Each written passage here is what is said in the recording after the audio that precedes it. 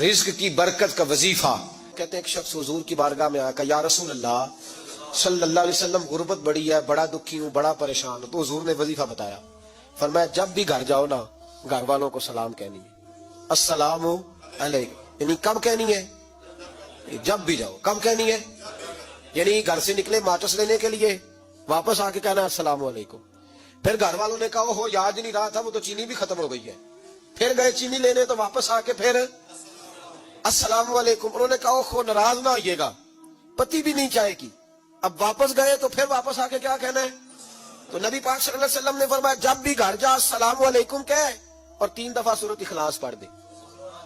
اور سورت بھی وہ بتائی جو سب کو آتی ہے, قل هو اللہ احد اللہ الصمد لم یلد ولم یولد ولم یکن لہ کفوا احد. 3 دفعہ یہ پڑھ دے.